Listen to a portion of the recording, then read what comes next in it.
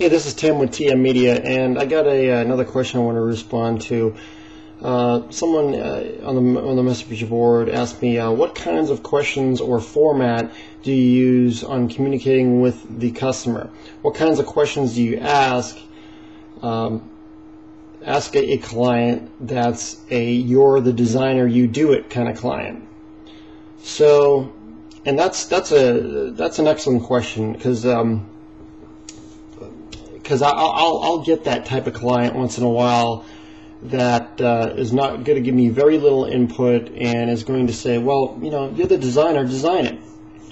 And how I deal with those type of people is, if I think they're going to be just very hard to deal with, or the communication is just not going to be there, and I think it's going to be too intricate of a project, then I don't do it. I mean, I just say, my attitude is, hey, if you're not willing to invest some time in this, and at least communicate with us, then we're not mind readers, and you got to let them know that this is a more of a partnership type of deal.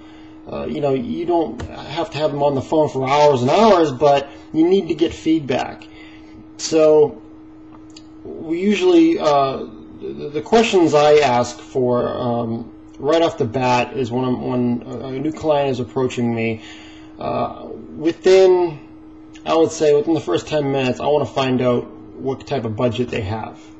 And that's I might have done something on the video on this before, but that's something you want to find out pretty quickly, because that tells you if the person, number one, is realistic, and they're not wanting a logo for $25, and understand a little bit of the value of design work, and understand that it does take a little bit of an investment.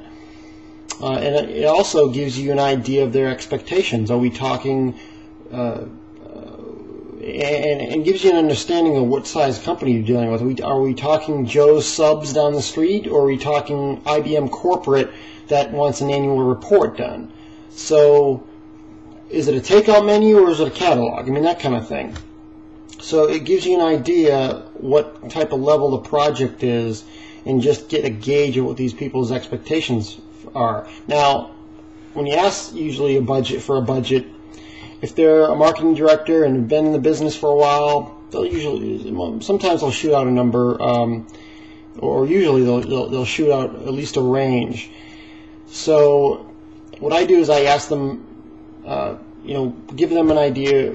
Can you give me an idea what your budget is? And a lot of times I get hesitation. Well, we don't know, stuff like that. Then from that point, what I say is, well, can you give me at least a range, a rough range?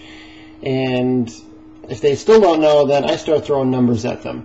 I start asking them, do they want to spend anywhere from, do they want to spend $5,000 to $10,000 on this? If I'm taking a guess on the level of the project and I have an idea, within I usually start out high. And if the person falls off the chair, then obviously I know that they're not expecting to do that. And say, okay, well, are you looking for what, 1,000 to 5,000, 2,500 to 5,000? I mean, can you give me an idea?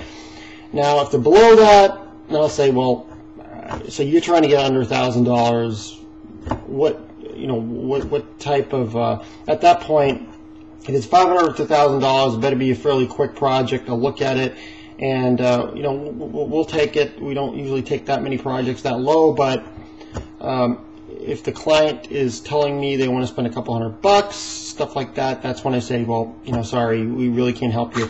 And that's a good way to really filter the profile of the clients that are realistic and the ones that aren't. Because if you're going to spend a half an hour talking to them and then find out later that they got $50 to spend, or they don't even have any money, then, what's the point? Don't waste your time. Because when you're on the phone, that's your time as well.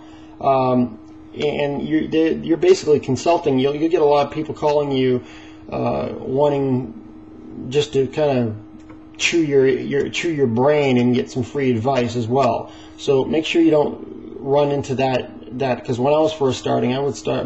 Sometimes I went an hour and a half on the phone, and then found out that, or even set up meetings and had them come. And I remember there was one client had a new curling iron or something and wanted to do package design and all this stuff. And we're talking product branding, and we're talking at least a few $1,000s to do this. And he wanted it done for like a couple $100, and I felt like kicking him out at the door. So, I mean, don't put yourself in that situation. So just by not putting yourself in that situation, ask them about budgets fairly quickly.